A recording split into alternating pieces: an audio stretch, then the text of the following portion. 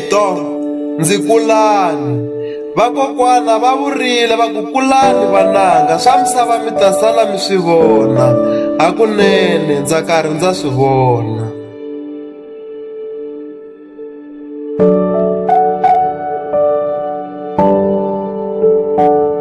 TMT Film Studio, Singamanje.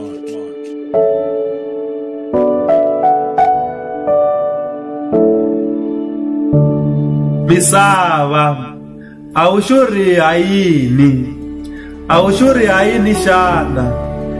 Eka wena xin'wana ni xin'wana i xakudya. Leswo lulama ni leswo homboloka eka wena swa fana. A wu hlawuli u olela hinkwaswo, hambi wu ri nkuma. Hikwalaho ka yini u ti endla tamani ri dyaka vusiku ni nhlikani.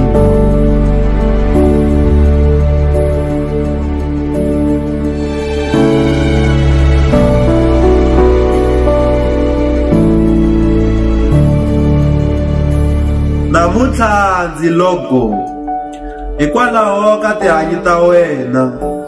Vatswari va mina u khorheterile hinkwavo. Vakokwana na maxaka ndza ha ri hava. Vanghana na varhandziwa va ndzi siyile. Ndzi lo sala wexe bya guwela nyari ya mananga. Misava a wu xurhi hayini.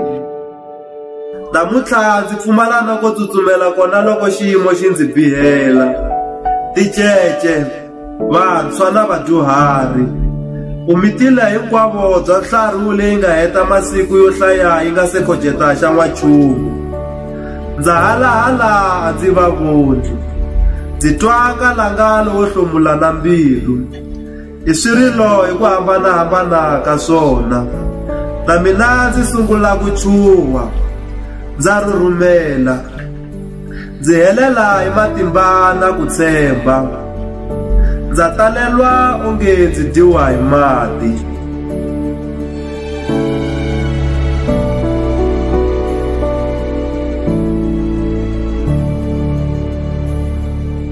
TMT Film Studio, Singamanje.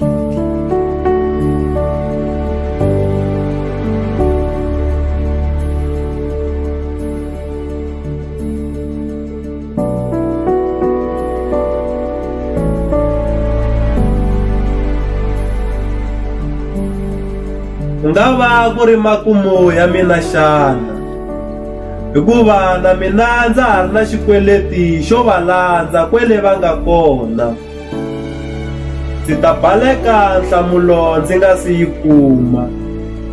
Hambi swi ri tano ndza ha vutisa ndzi ku, misava a wu xurhi hayini.